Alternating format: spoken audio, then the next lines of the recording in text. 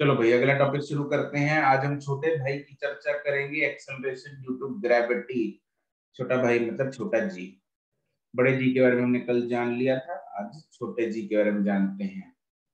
इसका नाम किसने रखा? आई मीन क्यों रखा है?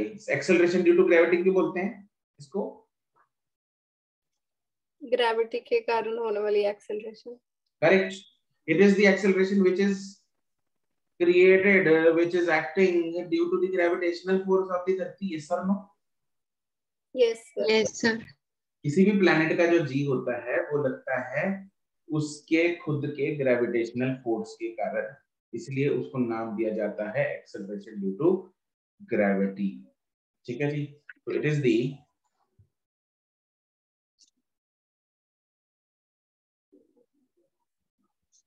Acceleration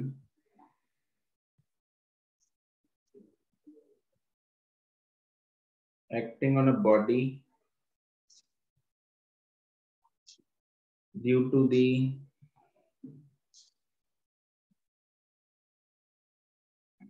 gravitational force। ठीक है जी। तो इसलिए इसको एक्सेलरेशन ड्यू टू ग्रेविटी बोल दिया जाता है। और इसकी जो वैल्यू है वो क्या होती है? we know that its value is what? Variable नहीं, वेरिएबल तो 9.8 9.84 we know that its value is 9.8 where on the surface of the earth। ठीक है जी। its value is 9.8 on the surface of the earth, but 9.8 surface of the earth पे है, ऐसा नहीं है। तुम लोगों ने शायद 9th क्लास में have you studied about variation of value of g? Yes sir. 9th में है ना, पढ़ा हुआ है ना, हाइट के साथ, डेप्थ के साथ। तो इन सब चीजों के साथ जो है जी की वैल्यू चेंज होती है। तो वो सब चीजें, इन सब चीजों की चर्चा आज हम करने वाले हैं। पहले तो हम रिश्तेदारी निकालते हैं, बड़े जी और छोटे जी में क्या रिश्तेदारी है। क्या सच में ये भाई है या नहीं? ये निकालते हैं। क्या ये सगे भाई हैं या कजन हैं? ओके। तो अगर मान लो हमने इधर एक बॉडी है on the surface of the अर्थ जिसका मास है m, धरती का मास है कैपिटल M, एंड इन दोनों के बीच का सेंटर टू सेंटर जो डिस्टेंस है वो किसके बराबर होगा? Radius of earth. Radius of the अर्थ के बराबर होगा। इस बॉडी पे लगने वाली फोर्स क्या होगी? कैन आई से दैट इस बॉडी पे जो फोर्स लग रही है वो mg है? कैन आई से दैट इस बॉडी पे जो फोर्स लग रही है वो mg है? Yes sir. और क्या ये force G M M by R square के बराबर भी है? Yes sir.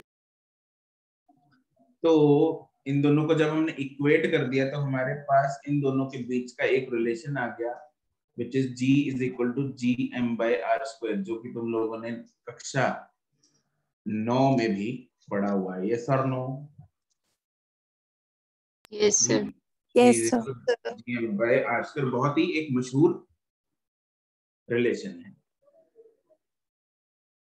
ठीक है।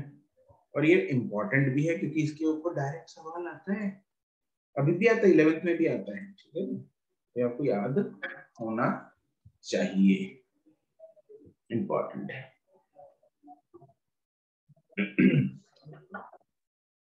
इसका रिलेशन ना कई बार, एक तो ये रिलेशन हो गया, एक और रिलेशन इसका यूज होता है जो कि होता है डेंसिटी वाला।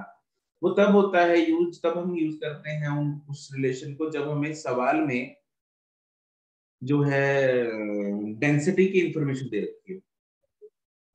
मान लो ये दे रखा है density is constant, density means constant मतलब density becomes twice, thrice, half, जो भी है, मतलब डेंसिटी की इंफॉर्मेशन जो है वो उस सवाल में अगर दे रखी होती है then we use the formula in which density is involved, and that formula is what? It is mass को हम density into volume लिख सकते हैं कि नहीं लिख सकते? Yes, sir. Yes, sir. Mass Yes, is sir. density into volume, which is density into 4/3 pi r square लिख सकते हैं. Therefore, G हो जाएगा मेरे पास G into 4/3 pi r square, रो रह गया.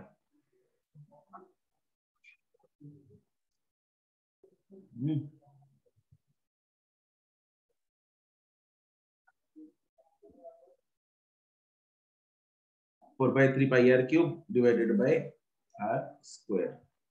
तो यहां से जो G का एक्सप्रेशन आ गया वो मेरे पास आ गया G is equal to 4/3 pi rho G r.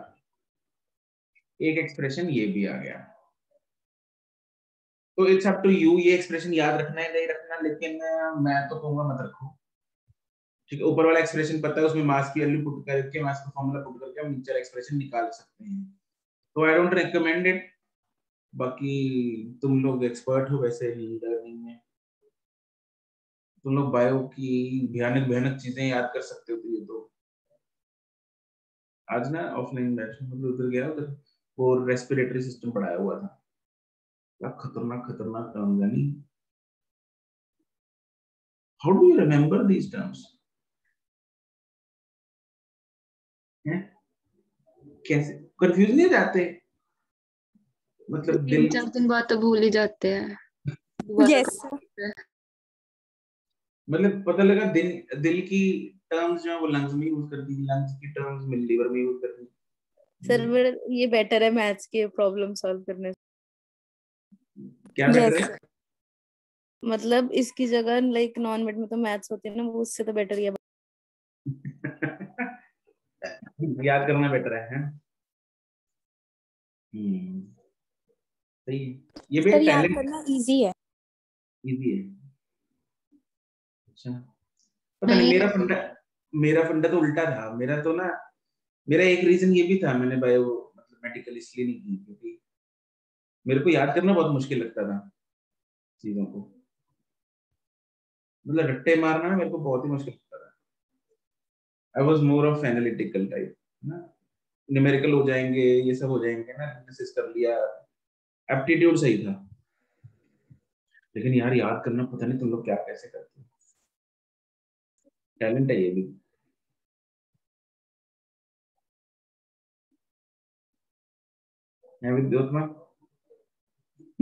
Sir मुझे तो नहीं रहती यार, थोड़े टाइम बाद भूल ही जाती हूँ मैं तो. बट ये भी है कि बायो है मतलब मेडिकल है, तो मतलब बायो में तो बायो तो याद करनी पड़ेगी. You don't have any option. Yes sir. ठीक है चलो, ये अपने में दो रिलेशन आ गए इसके. उसके बाद इसमें एक बात बताओ मुझे, अगर मैं बॉडी का मास डबल कर दूं तो जी की वैल्यू डबल हो जाएगी?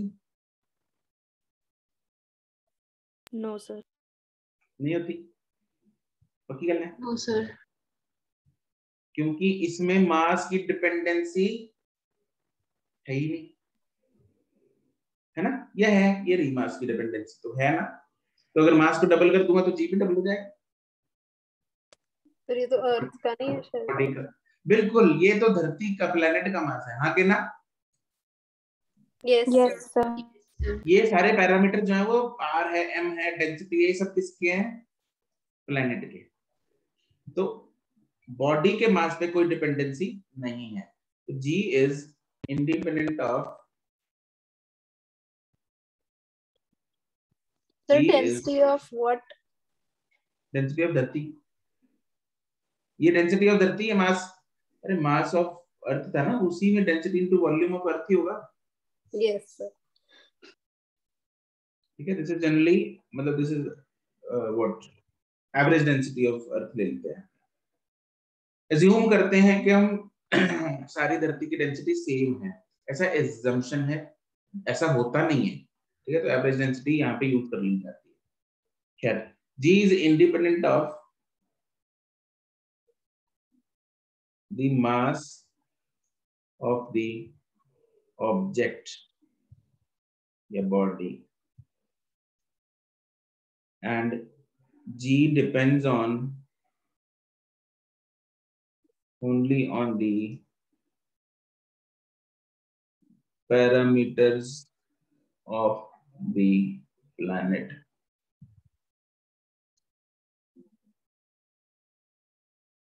That is mass,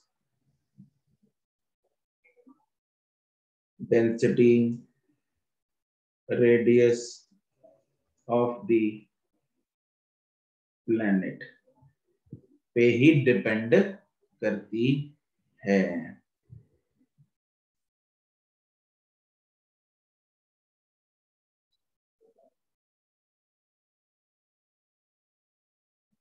इन जी की जो वैल्यू है, जो कि हमें पता है 9.8 मीटर पर सेकंड स्क्वायर है, और एक फीट वाली भी याद कर लेना, 32 फीट पर सेकंड स्क्वायर, ये होती है on the surface of the अर्थ।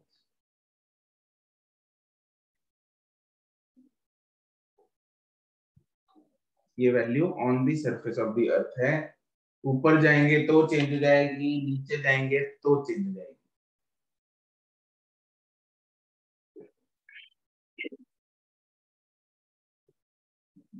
ठीक है, वेरिएशन कैसे होती हैं, कितनी होती हैं, वो सब हम अभी करेंगे।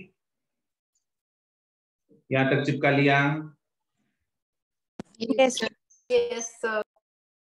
ठीक है, चलो वेरिएशन की बात करते हैं फिर। इसमें सब टॉपिक बना लो, variation of G with different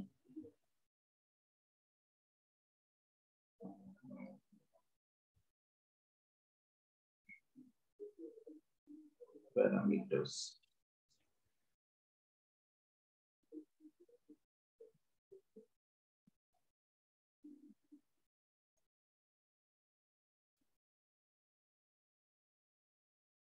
पहला है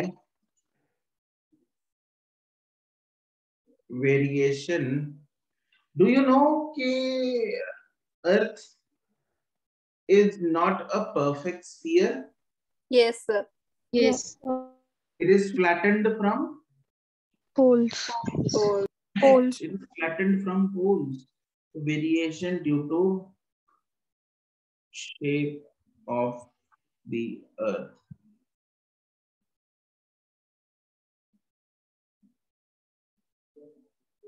तो धरती जो है वो थोड़ा सा पोल्स से फ्लैटेंड होती है।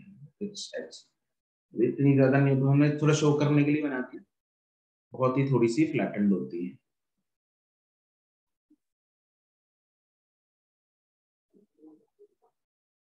तो अगर पोल से फ्लैटेंड है तो इसका जो रेडियस है, क्या वो पोल और इक्वेटर वाला सेम होगा? No, sir. No sir. कहाँ पे ज्यादा होगा नेचुरली? Equator. बिल्कुल सही बात, इक्वेटर वाला रेडियस ज्यादा होगा एंड पोल वाला कम होगा। ठीक है, सिंस, और थोड़ा सा ही फर्क होता है, ये ज्यादा नहीं होता। Since R P is less then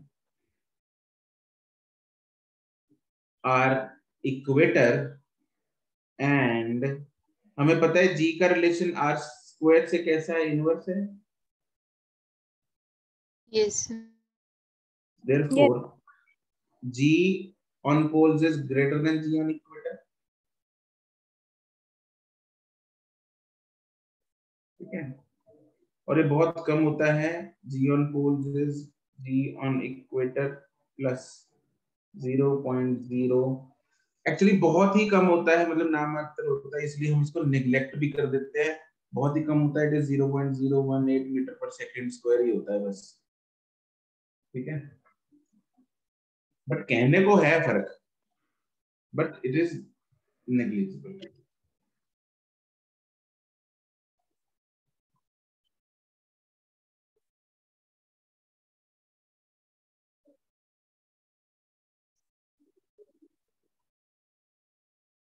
लिख लिया? Yes sir. Yes yes sir. Sir. ठीक है। एक ना एनटीएससी में से बेसिस पे एक सवाल आया था कि where it is beneficial to buy sugar.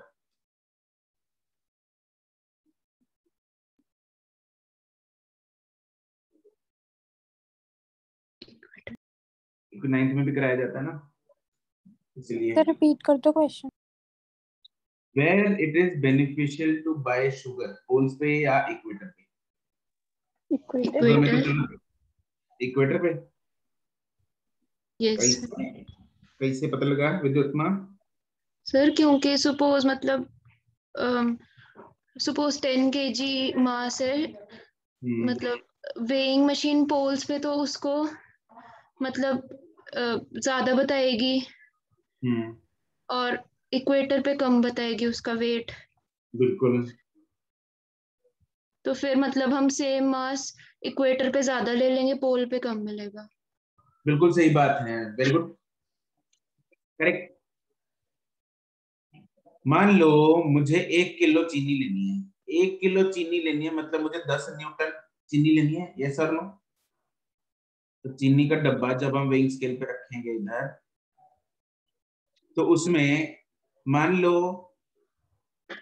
जब हमें 10 न्यूटन चीनी लेनी है, तो 10 newton is equal to M into G. तो जी जहां पे जी कम होगा तो 10 न्यूटन पूरा करने के लिए वहां पे मास ज्यादा चाहिए होगा।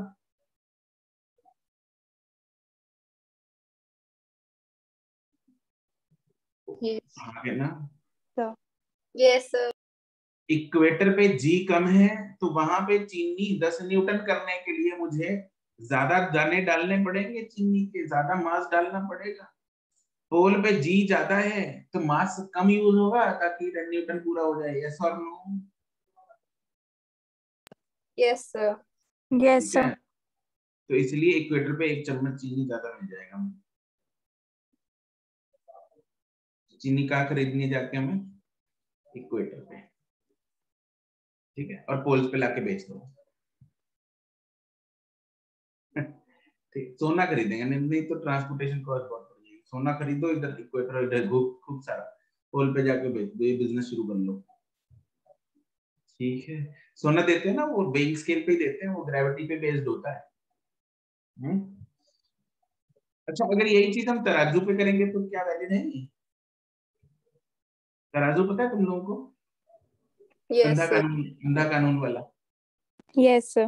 यस हाँ, उस पे ये फर्क पड़ेगा? Yes sir. Yes sir. Yes मतलब उसमें भी बेनिफिशियल होगा या नहीं होगा? इक्वेटर पे और पोल पे होगा? यस सर, क्योंकि उस पे भी तो ग्रेविटी लाइक। सर, पर मतलब उसके लिए जो दूसरी साइड पे जो हम वेट रखेंगे, हाँ, वो भी तो मतलब उस पे भी तो उतनी ग्रेविटी लगेगी। करेक्ट, उस पे भी तो उतनी ग्रेविटी लग रही है। अरे इस पे दोनों साइड में लग रही है, तो इसको बीम बैलेंस बोलते थे ऐसे, ठीक है।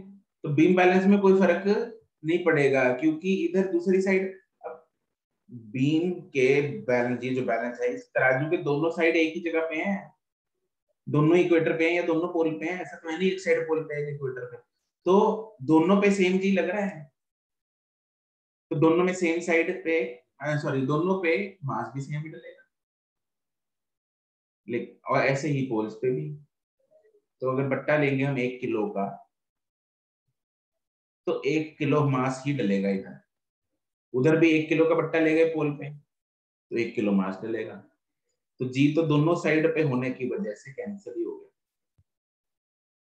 तो beam balance actually it works, ये मास पे काम करता है, ठीक है। स्प्रिंग बैलेंस हो गया, वेइंग स्केल हो गया, ये ग्रेविटी पे काम करते हैं। वेट, वे वेट मेजर करते हैं, they measure the, they work on the principle of measuring weight by measuring the normals या tensions जो हमने किए थे। चलो इसमें लिख लेते हैं, it is beneficial to buy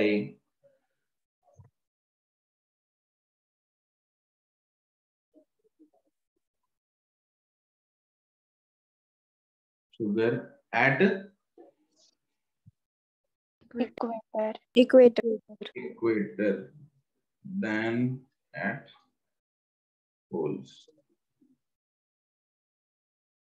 दूसरा इफेक्ट है variation with height. Variation with height.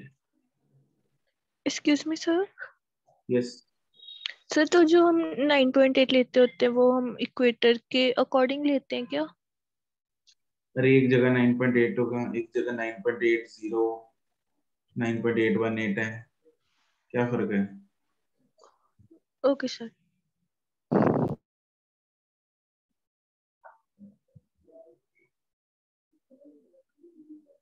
Variation with height में क्या होता है कि अगर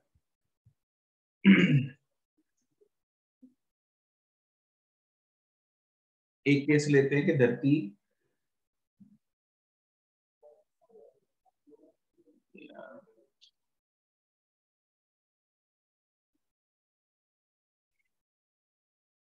पहले केस में बॉडी इधर पड़ी है, बिल्कुल धरती पे ही पड़ी है, ठीक है, और दूसरे केस में बॉडी को हम ले गए कुछ हाइट h पे above the surface of the धरती. तो ये हाइट है h और इसका रेडियस है r, इस केस में रेडियस है r,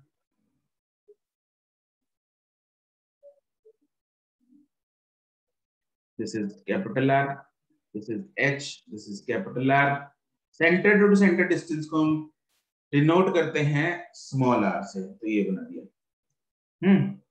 तो ये वाली बॉडी जब कहां पे है, सरफेस ऑफ द अर्थ पे, तो उस टाइम पे जो g होगा at surface of the earth क्या होगा, g is equal to gm by कौन सा r square, capital R square, बिल्कुल, at height h above the surface. इस टाइम पे जो g डैश होगा वो कितना होगा, gm by small r square, जिसको हम लिख सकते हैं gm by r plus h का square.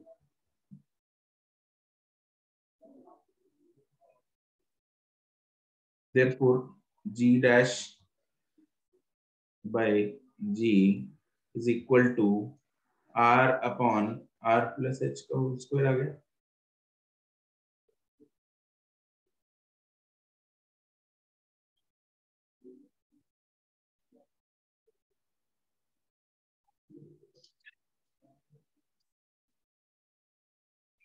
This relation will be helpful in finding the value of g at some height h.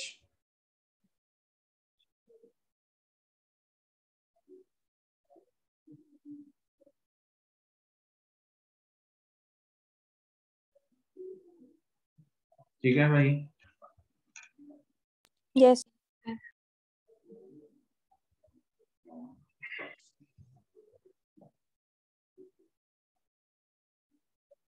यहाँ पे जरा ये नोट कर लेना, जो हाइट h है वो सेंटर से नहीं है, वो कहां से है, सरफेस.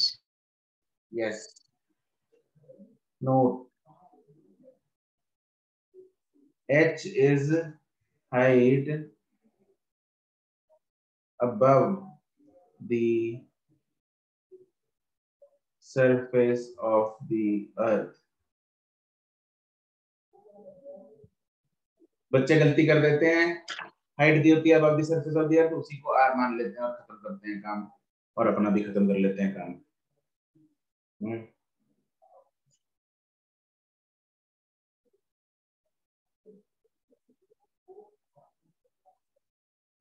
चलो अब इसमें ना हम थोड़ा काम और आसान करने वाले हैं. जब हाइट्स कम होती, जब हाइट जो है वो कम होती है, r की वैल्यू होती है 6400 क्या किलोमीटर. मान लो हाइट दे रखी है 64 किलोमीटर सिर्फ, तो यहाँ पे ऊपर क्या बनेगा 6400, नीचे बनेगा 6464 का स्क्वायर। तो जी डैश पूछा है आपको, तो निकालते रहेंगे हम, इसमें उलझते रहेंगे, इतनी गंदी कैलकुलेशन हो गई। तो इन चीजों से बचने के लिए we have an approximate formula, और वो अप्रोक्सीमेट फॉर्मूला तब काम आ जाता है जब हाइट की वैल्यू कम हो, 50 60 100 किलोमीटर तक हम वो लगा सकते हैं। तो इसमें एक स्पेशल केस बना लो,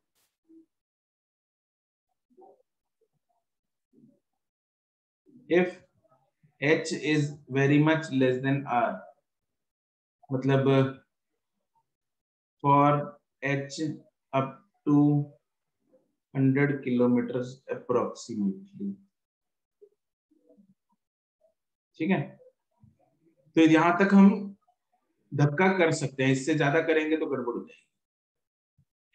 तो उस केस में क्या हो जाता है, ये फॉर्मूला थोड़ा सिंपल फॉर्म में आ जाता है। कैसे, जी डैश, इसको करेंगे उल्टा। एक्चुअली मैथ्स का यूज होगा बाइनोमियल थ्योरम, नाम सुना है तुम लोगों ने बाइनोमियल थ्योरम? जरूरत नहीं है हमें, तुम लोगों को डायरेक्ट फॉर्मूला भी लिखवा सकता हूँ, बट ठीक है, एक थोड़ा सा एक स्टेप बता देता हूँ। आगे 2-3 जगह और यूज होगा, but you will not need binomial theorem anywhere. हमें सिंपल फॉर्मूला डायरेक्ट याद कर लेंगे, वो भी चलेगा। तो इसको जब उल्टा करेंगे, r plus H upon R का पावर -2 हो गया, ये हो गया 1 plus H by R raise to power -2। अब यहाँ पे using binomial theorem, binomial theorem में ना क्या होता है, ये पावर जो है -2 ये आगे आ जाएगी,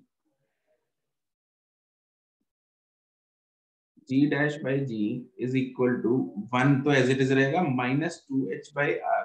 अगली टर्म्स होती हैं h square by r square वाली, फिर होगी h cube by r cube, मतलब ये टर्म की पावर जो है वो बढ़ती जा रही है।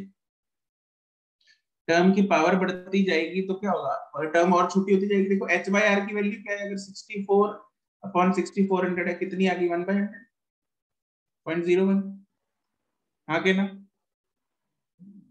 Yes sir. Yes sir. ये पहली छोटी है, इसका स्क्वायर कर देंगे तो कितना हो जाएगा, 0.0001।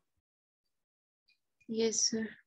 ये और बहुत छोटी हो गई, जमीन निक्की सी हो गई, इसको और स्क्वायर कर देंगे 0.000001, ऐसा होगा। तो ये कम होती जा रही है, छोटी होती जा रही है वैल्यू, तो वैल्यू छोटी होती जा रही है, तो इसलिए हम इसको निग्लेक्ट कर पाते हैं। तो इसमें फॉर्मूला सिर्फ इतना ही बन जाएगा, g dash upon g is equal to 1 - 2h by r, neglecting higher order terms, and this is very important formula applicable for small distances.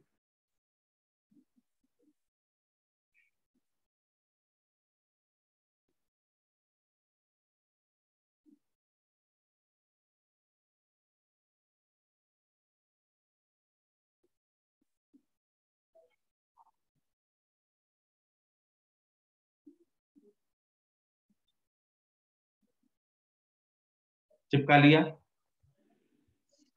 Yes sir. Yes sir. ठीक है।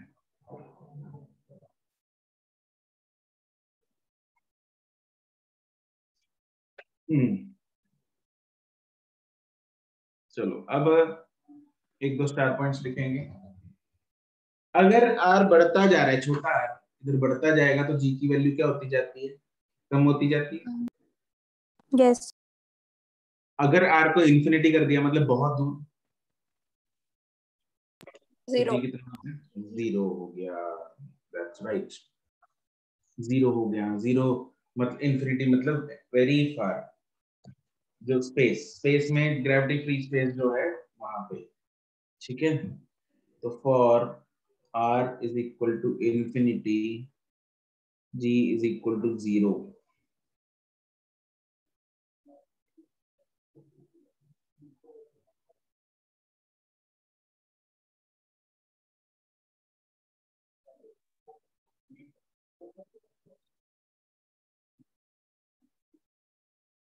एंड अगर आपसे पूछा जाए भाई find the percentage change in G, to find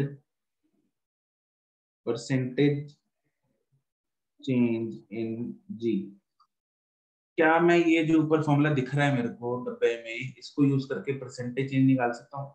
percentage change क्या होता है? ओरिजिनल वैल्यू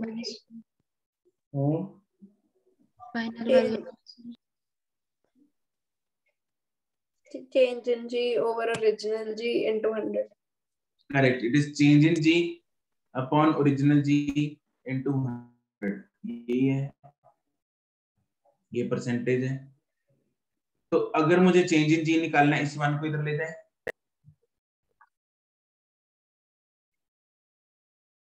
यस सर, इस वन को, अरे यार मैं ऐसा कर रहा हूँ, G dash by G is equal to 1 minus 2h by R तो है, यहाँ से क्या आएगा, G dash by G minus 1 is equal to minus 2h by R, this is equal to G dash minus G upon G is equal to minus 2h by R, this is delta G by G, हाँ के ना? Yes sir. Yes sir. Delta G by G into 100 निकालना है, percentage आ जाएगा is equal to minus 2h by R into 100%. So this is the percentage change in G. अगर simple percentage नहीं निकालना, फ्रैक्शनल निकालना है तो डिवाइड बाय 100 कर दो, मतलब 100 यूज ना करो, तो डेल्टा जी बाई जी हो जाएगा माइनस 2h बाई आर। कोई परेशानी? No sir, no sir.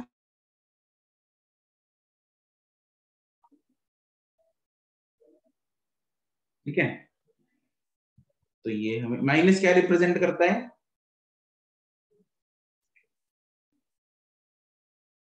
Decrease, decrease हुआ। Yes, here negative sign tells signifies the decrease in value of G.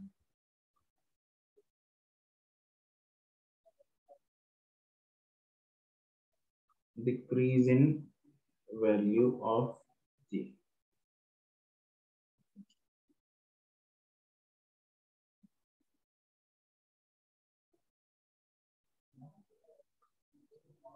फिर आता है वेरिएशन विद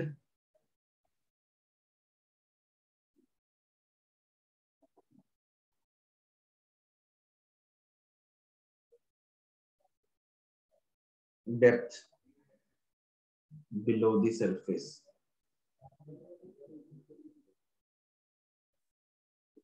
अगर गड्ढा खोद के जाएंगे तो जी की वैल्यू जो है वो बढ़ जाएगी, चेंज करें। चेंज हो जाती है। तो इसमें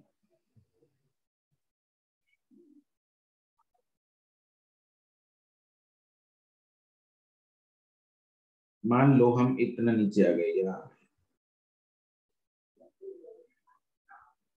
इतना नीचे आ गए हम, लेट्स से डी डिस्टेंस नीचे आ गए और सेंटर तक का डिस्टेंस है कैपिटल आर, तो ये वाला डिस्टेंस कितना हो जाएगा सेंटर से यहाँ तक? ये है आर, ये है डी, तो ये कितना आ गया? R minus D. R minus D. Mass है यहाँ पे पॉइंट पी पे। अब यहाँ पे हम फॉर्मूला यूज करेंगे डेंसिटी वाला, क्योंकि मास वाला इसलिए नहीं क्योंकि मास below this point has changed, mass of the धरती below this point has changed, इसलिए we use the formula of density. Average density है इसलिए डेंसिटी को हम कांस्टेंट मान के चलते हैं, कांस्टेंट होती नहीं है तो इसलिए थोड़ा अप्रोक्सीमेशन इधर लगता ही लगता है, वो मतलब फॉर्मूले में ही है, उसका कुछ नहीं कर सकते। तो at surface of the earth G की वैल्यू है, फॉर डेंसिटी वाला फॉर्मूला यूज करेंगे 4/3 pi rho ji are row ji are था, ठीक है, at point P below the surface. यहाँ पे जो जी डैश आएगा that will be 4/3 pi rho G, कितना आएगा इधर? R minus D, is R minus D. दोनों को डिवाइड करेंगे तो जी डैश बाई जी मेरे पास आ गया R minus D divided by R, that is g dash by g is equal to 1 minus by r, and this formula is valid for every d। ऐसा नहीं है छोटा d है बड़े d के लिए एप्लीकेबल है,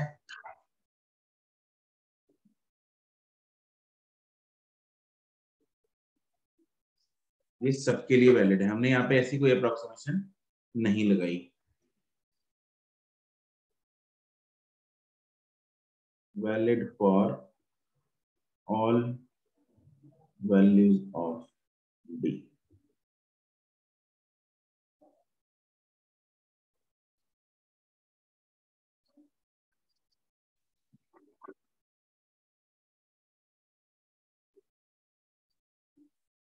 d की मैक्सिमम वैल्यू कितनी पॉसिबल है?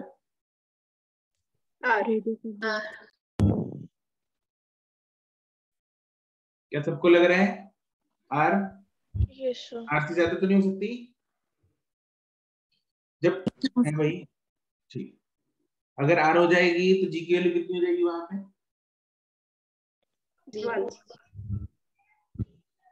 1 नहीं सर, सॉरी, 0। 0 यस। यहाँ पे d की value r by r 1 1 minus 1 0। तो मतलब सेंटर ऑफ द अर्थ पे ग्रेविटी की वैल्यू कितनी है? 0। Eight the centre of the earth d is equal to r and g is equal to 0।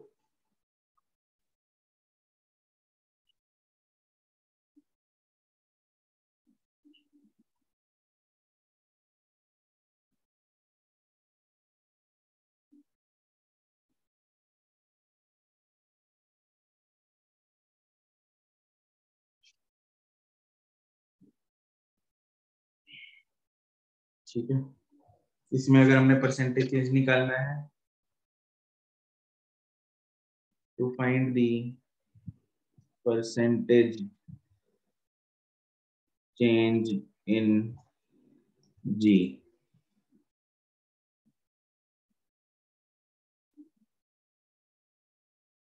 G dash by G is equal to 1 minus D by R है। Therefore G dash by G minus 1 is equal to minus D by R आ गया। तो hence delta G by G कितना हो जाएगा? Minus D by R। और delta G अगर हमें क्या निकालना है? Percentage change. एक second,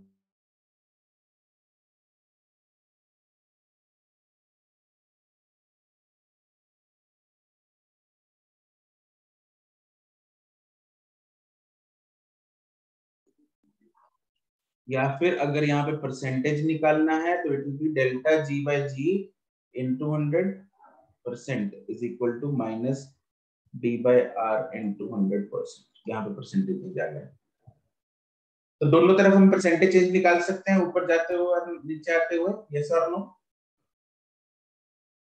yes sir. Yes sir. यहाँ पे भी नेगेटिव है, मतलब ऊपर जाते हुए भी डिक्रीज हो रहा था, यहाँ पे भी नेगेटिव है तो मतलब नीचे जाते हुए भी डिक्रीज हो रहा है। Yes sir. ठीक है जी, तो यहाँ पे भी negative sign indicates decrease in the value of G। तो अगर ऊपर जाते हुए भी डिक्रीज हो रहा है, नीचे जाते हुए भी डिक्रीज हो रहा है, मतलब मैक्सिमम कहाँ पे हुई जी की वैल्यू? सरफेस सरफेस सरफेस पे हुई।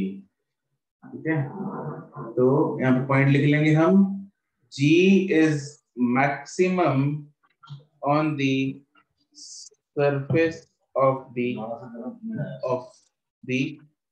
earth। ठीक है, G is maximum on the surface of the earth।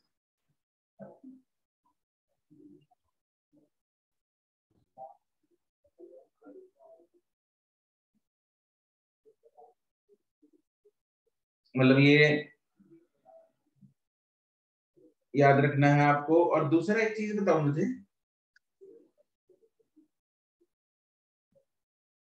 ऊपर जाते हुए तेजी से डिक्रीज हो रहा है जी या नीचे जाते हुए? ऊपर जाते हैं, ऊपर। कैसे पता लग रहा है? 2h/r है। वहां पे 2h/r है, किधर गया वो, ये रहा। यहाँ पे 2h/r है और यहाँ पे 1d/r है, तो वहां पे डबल रेट से डिक्रीज हो रहा है। यहाँ पे जितना परसेंटेज डिक्रीज है उधर डबल होगा, उतनी। अगर हम 10 किलोमीटर ऊपर गए और 10 किलोमीटर नीचे गए तो जी में ऊपर ज्यादा चेंज आएगा या नीचे ज्यादा चेंज आएगा? सेम हाइट पे, सेम डेप्थ पे? ऊपर। ऊपर। ऊपर दुगनी कम हो जाएगी। बात समझ में आ गई? पल्ले पड़ रही है? Yes sir. ठीक, इसको लिख लेते हैं। The rate of decrease of G with height is double the rate of decrease of G with depth।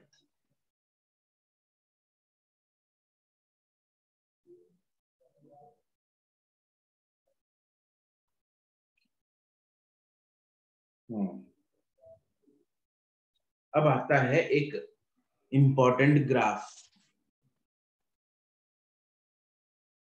Of G versus R, centre to centre distance versus G। मतलब G R के साथ कैसे very करेगा?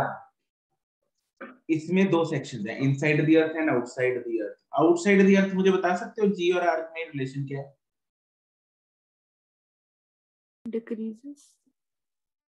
नहीं, decrease तो हो ही रहा है, लेकिन इक्वेशन रिलेशन क्या है? G is directly proportional to something या inversely proportional to something? Inversely proportional to R square. It is inversely proportional to R square। ध्यान से देखो सारे लोग इधर, ये दिख रहा है inversely proportional to R square? Yes or no? Yes sir. यहां से मुझे ये दिख रहा है कि G जो है that is inversely proportional to R square outside the earth।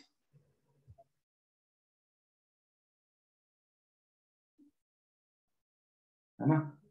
यहाँ पे लिख लो चाहे ऊपर, G is inversely proportional to R square outside the earth and inside the earth की बात करते हैं, ये लिख लिया। इनसाइड द अर्थ में प्रोपोर्शनलिटी क्या है? Directly proportional. Direct. It is directly proportional. इधर मेरे को बताओगे आर, छोटा आर कौन सा है, ये वाला है या ये वाला है? Capital R minus D.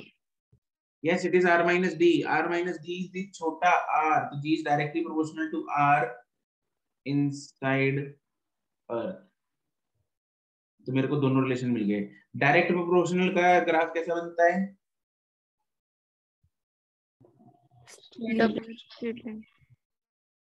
हैं? कैसा बनता है? 45 degree with x axis. Oblique. मेरे को सुन नहीं रहा, समझ नहीं आ रहा क्या बोल रहे हो। 45 डिग्री विद x एक्सिस।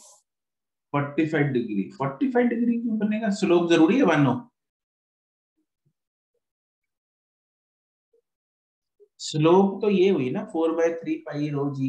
तब वही मेरा कहने का मतलब, वो बताने के लिए कह रही हूँ कि मतलब ऐसे ओब्लिक सा ग्राफ बनेगा। ओब्लिक बनेगा यार, angle is need not necessary 45 degree, है ना, तो स्ट्रेट लाइन बनेगा। सर मुझे समझ नहीं आया कि जी कौन सा? डायरेक्ट जी डायरेक्टली दूसरा proportional, to small R. G directly proportional to smaller कैसे आ गया, ये नहीं समझ में आया? Yes yes sir. ओके,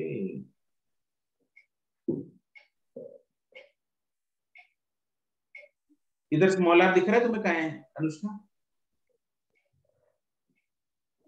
इधर यार, स्मॉल आर पता है क्या होता है? सर उसमें जो पहले वाला था उसमें हमने आर और एच को इकट्ठे, मतलब आर स्मॉल आर का था। स्मॉल आर का, स्मॉल आर होता क्या है वैसे? It is distance between what? Centres. ये रहा ओके मास है m, ठीक है ठीक है ठीक है। This is small R. तो हम ग्राफ बना रहे थे, अच्छा इधर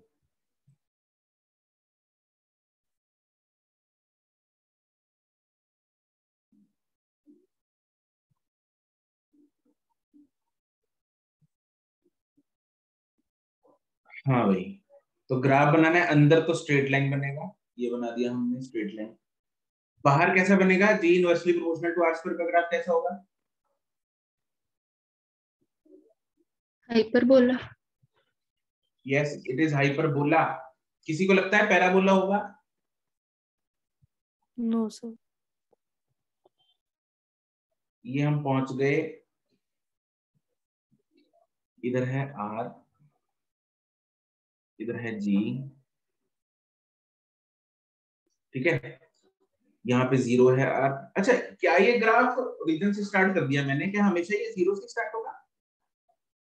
आई mean should this graph start from region, या मैंने एक स्पेशल केस बनाया है? अगर अर्थ के सेंटर से स्टार्ट करेंगे तो हाँ, अर्थ के सेंटर से आर इक्वल टू जीरो पे है, जी इक्वल टू जीरो होता है। Yes yes sir. अरे होता है ना, यहाँ पे लिखा हमने, किधर गया वो? At the centre of the earth G is equal to zero, centre of the earth पे आर इक्वल टू जीरो होगा, छोटा आर इक्वल टू जीरो होगा, therefore G equal to zero. तो वो जीरो से ही स्टार्ट होगा रे, जब बाहर ये ग्राफ जाएगा inversely proportional to R square, उसका ग्राफ होता है हाइपरबोलिक नेचर बनानी है।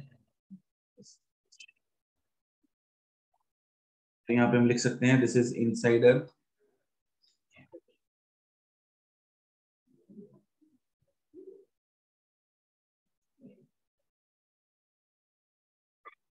एंड दिस इज आउटसाइड अर्थ।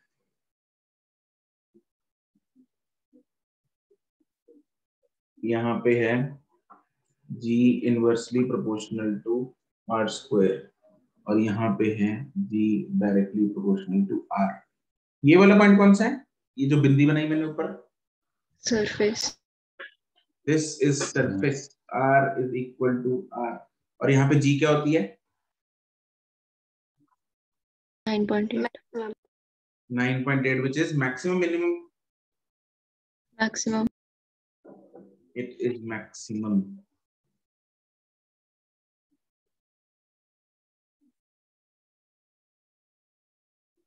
क्या ये ग्राफ बिल्कुल क्रिस्टल क्लियर है? Yes sir. यस। ठीक है, बहुत इंपॉर्टेंट ग्राफ है, स्कूल में ऑलमोस्ट आता ही आता है, नीट में भी आ चुका है बहुत बार, मल्टीपल टाइम आ चुका है, ठीक है जी। इसलिए आपको ये चिपकाना ही, दिमाग में चिपका देना है, रगों में बसा देना है।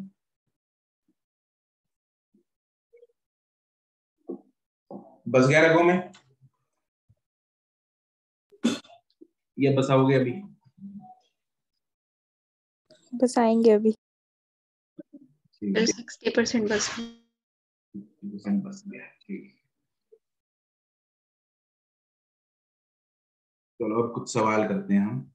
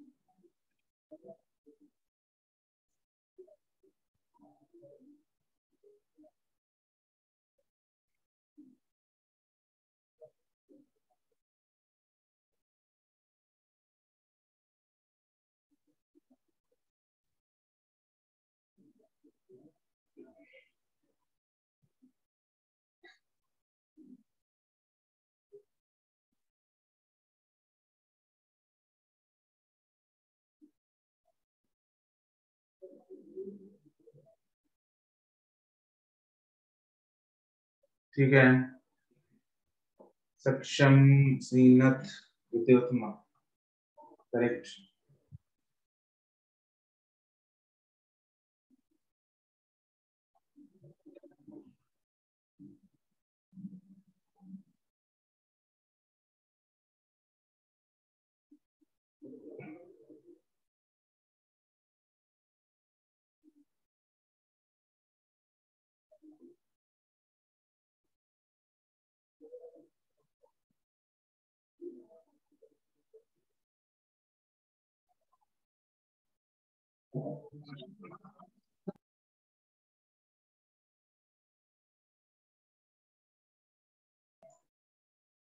काव्या करेक्ट।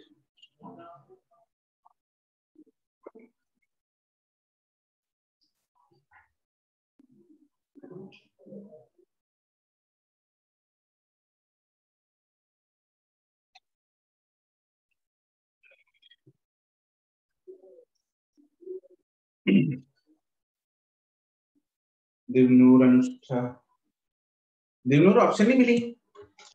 ठीक है, सॉरी सर, मैंने ऑप्शंस देखे ही नहीं। अरे ये तो नीट में देखना है। यस सर, वो बस फटाफट निकाल के भेज दिया, सॉरी।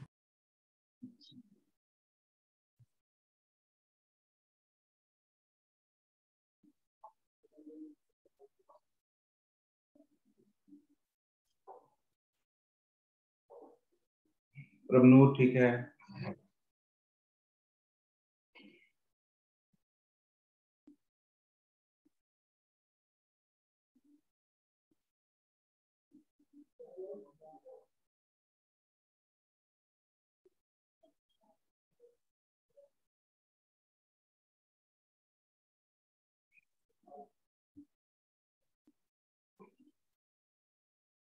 फॉर्मूला कौन सा यूज करेंगे हम इसमें?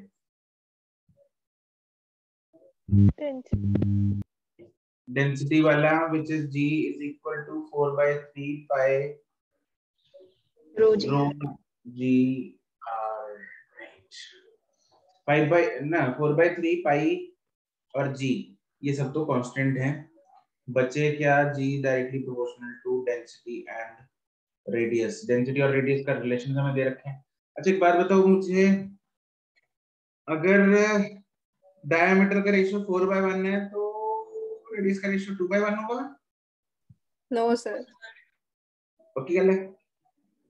Yes sir. किसी को नहीं लगता ऐसा कि 2/1 होगा? सर मुझे लगा था पहले, बट ऑप्शन ही नहीं थी 1:1। अच्छा, वो भी तो 1/2 हो जाएगा। 1/2 क्या हो जाएगा? ये क्या बोली? कुछ नहीं सर। हाँ तो अनुष्ठा, तुमने ऑप्शन की वजह से मान लिया या वैसे ही समझ गई? सर दोनों। दोनों नहीं, मतलब वैसे समझना जरूरी है। वो समझ गई या नहीं समझी के समझाऊं? सर समझ गई। चलो ठीक है, फिर तो अगर किसी को समझना हो तो बता देना मेरे को। पूछना पड़ता है, बिना पूछे तो कैसे है ना। आई अज्यूम के तुम लोगों को पता है। चलो ठीक है, क्योंकि ये तो I think 9th 10th level की चीज है। तो जी प्लैनेट G1/G2 हम करेंगे will be rho 1 by rho 2 into r1 by r2. rho 1 by rho 2 है 1 by 2, ये है 4 by 1, that is 2 by. C is the answer.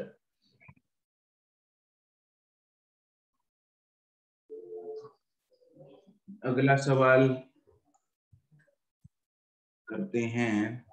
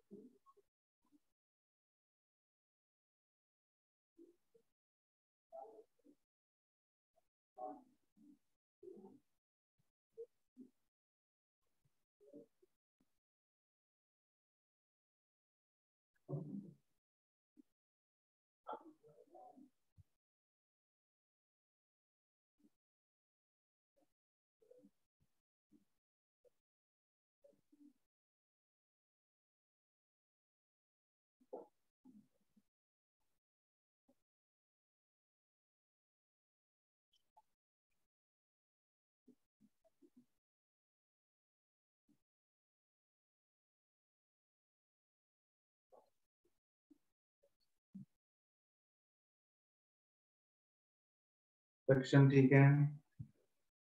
Excuse me sir. Hmm. Sir अभी कोई मतलब मास्टर क्लास चल रही है कोई फिजिक्स की क्या? क्या?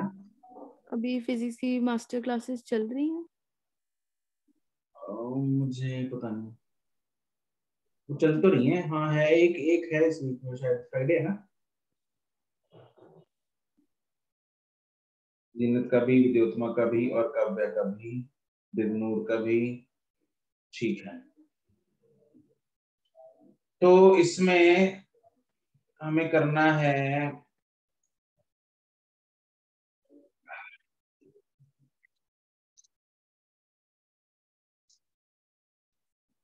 फॉर्मूला यूज होगा। कौन सा फॉर्मूला यूज होगा?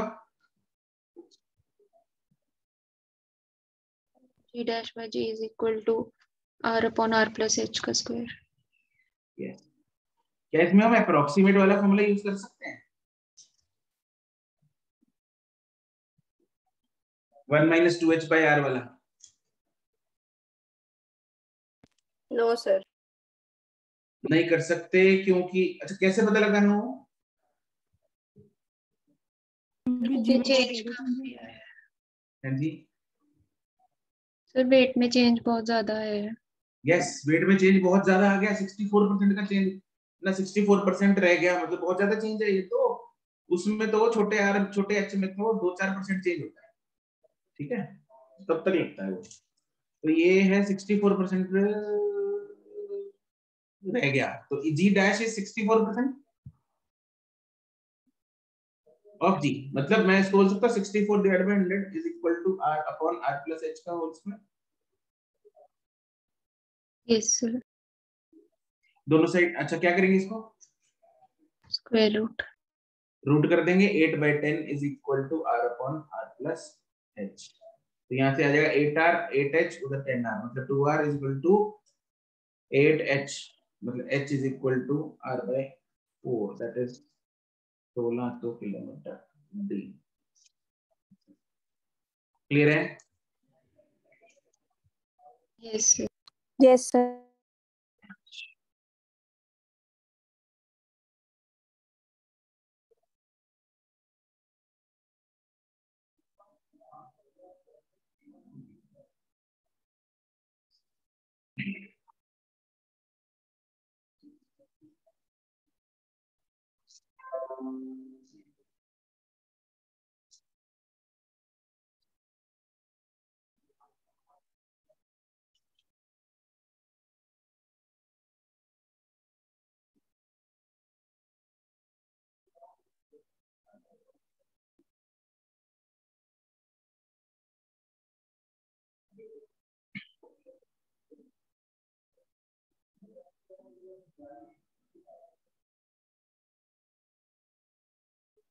द्योतमा ठीक है।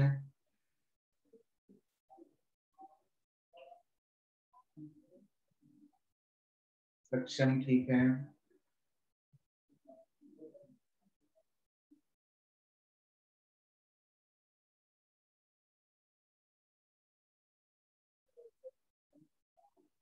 काव्या ठीक है। अनुष्ठा ठीक है।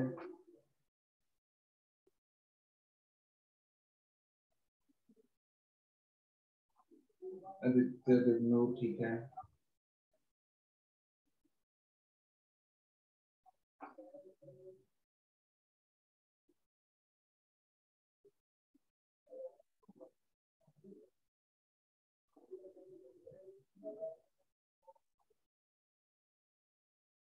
जीनत ठीक है।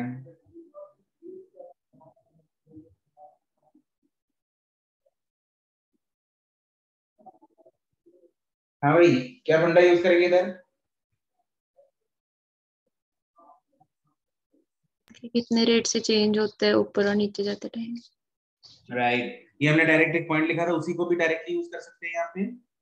Yes sir. Yes height height और डेप्थ सेम है तो चेंज ऊपर कितना टाइम्स होता है नीचे का? 2 टाइम्स। 2 टाइम्स। तो ऊपर का 1% दे रखा है तो नीचे का कितना होगा? 0.5। आधा %, बिल्कुल।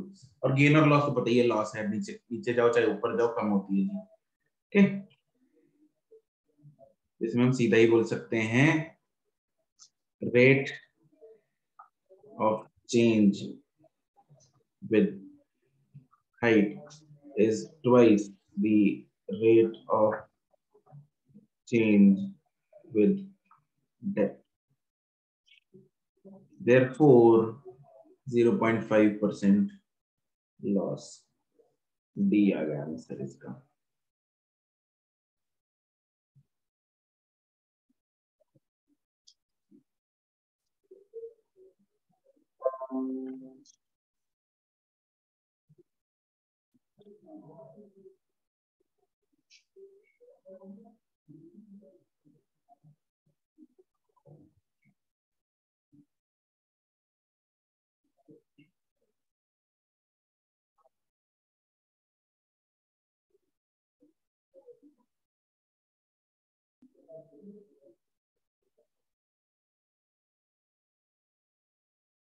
एक्सरसाइज 0 and 1 आपका होमवर्क है, पार्ट बी।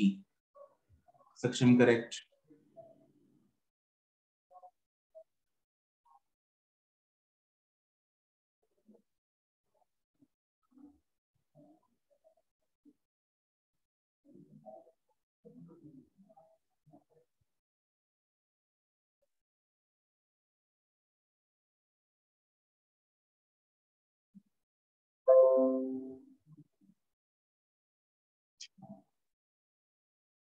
विद्योत्मा जीनत करेक्ट।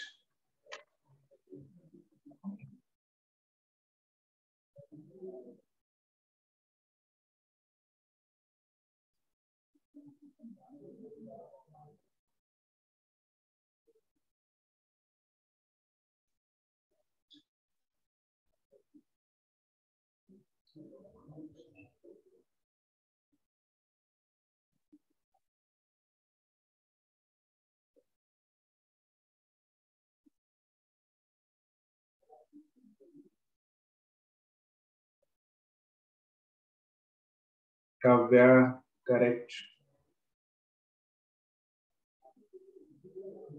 अरे फास्ट भाई, इतना टाइम?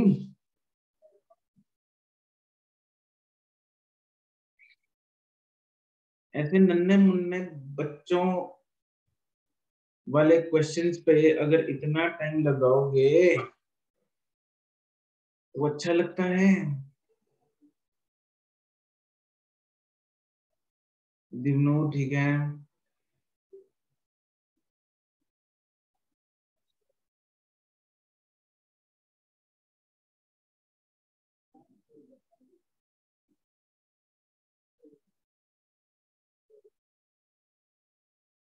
कुछ लोगों ने तो ठान ही रखी है, मतलब ना आंसर भेजना ही।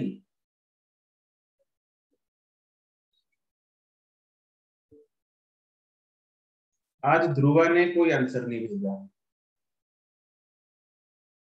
दिव्या सिंगल, पहले ऑफलाइन में आती थी, अब ऑनलाइन में आने लग गई, आंसर नहीं भेजती। गेविन not sending the answers. Ishita Dogra, Kartik Lamesh बोल रहा था मैं अब से सर आज से आंसर्स भेजा करूंगा daily.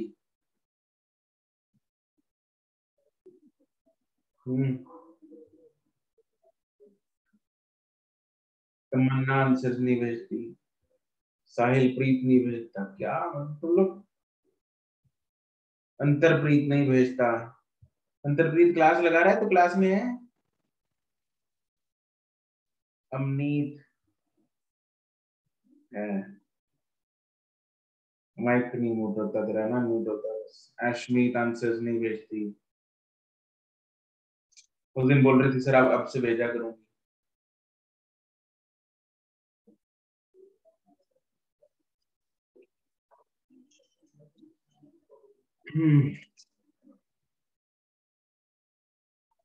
G dash upon G is equal to R upon R plus H का होल स्क्वायर। यहाँ पे H कितना है? 2R। H is 2R। Yes और नो? Centre Yes. से डिस्टेंस तो नहीं ले लिया Yes. किसी ने? 2R। कोई प्राणी ऐसा हो जिसने सेंटर से डिस्टेंस लिया हो? This is equal to R upon 3R का स्क्वायर, that is 1/9। अब मेरे को जरा बताओगे किस सवाल में था क्या है? मतलब G dash is G by 9 क्या? 2.5 स्टेप लगे इस सवाल को। मतलब एक तो वही है, फॉर्मूला ही लिखा है मैंने, मतलब 2 स्टेप का सवाल है, 1 स्टेप का करने क्या बैठ गए?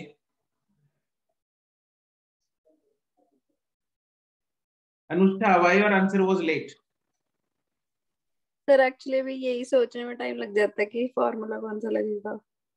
अरे 2 तो फॉर्मूले हैं अनुष्ठा, एक हाइट वाला एक डेप्थ वाला।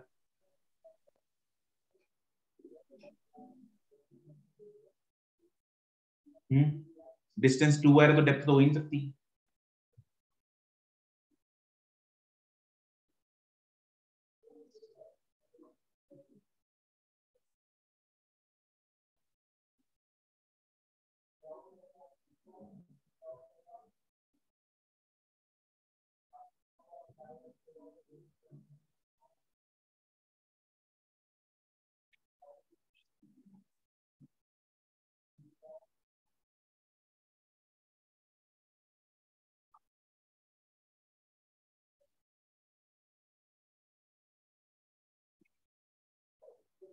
हमें एक्यूरेसी के साथ साथ स्पीड भी चाहिए, स्पीड के साथ साथ एक्यूरेसी भी चाहिए।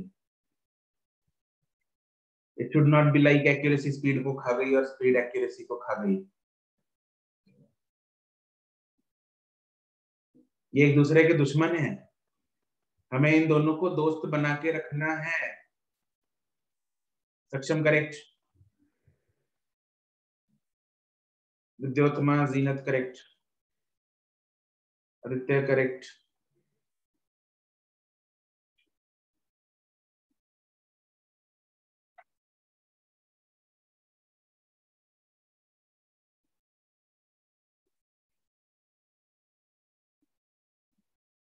दिवनूर करेक्ट, दीदी दिवनूर बेदी। हमने डीपी भी यही लगा रखी है। सर ये मैंने नहीं लगाई, मेरे ना लैपटॉप पे भी यही अकाउंट चल रहा था, तो मेरे भाई ने कोई और डीपी लगा दी, उसको पता नहीं था कि ये मेरा है, कोई गेम वाली लगा दी, फिर वो अच्छी नहीं लग रही थी और रीसेट हो नहीं रही थी, मैं यही लगा देती हूँ। अच्छा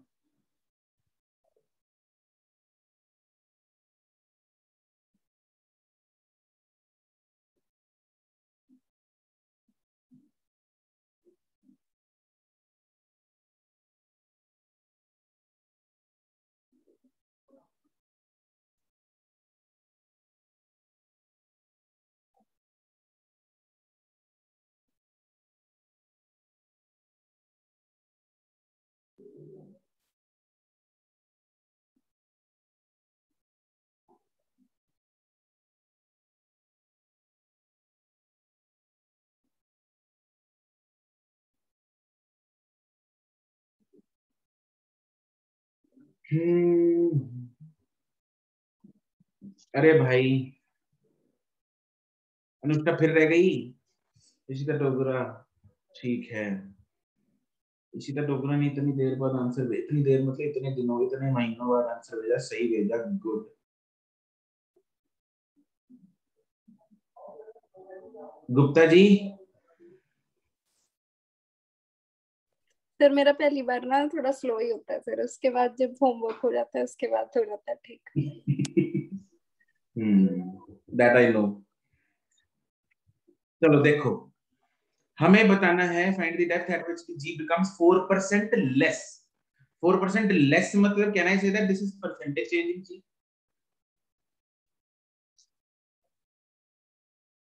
अबे हाँ के ना? Yes sir. This is percentage change in g. Delta g by g, can I say that this is 4%? Negative आएगा क्योंकि डिक्रीज होता है, तो दिस इज -4/100। यस और no? Yes sir. Yes sir. और इसका फॉर्मूला डेप्थ वाला होता है -d/r। तो यहाँ से मेरे पास d आ गया 0.04। खत्म, 1.5 step. Correct? Yes yes sir. CP, I mean crystal clear? Yes sir. Yes sir. ठीक है जी। चलो भाई, होमवर्क आपका exercise 01 part B, that's it for today, good bye.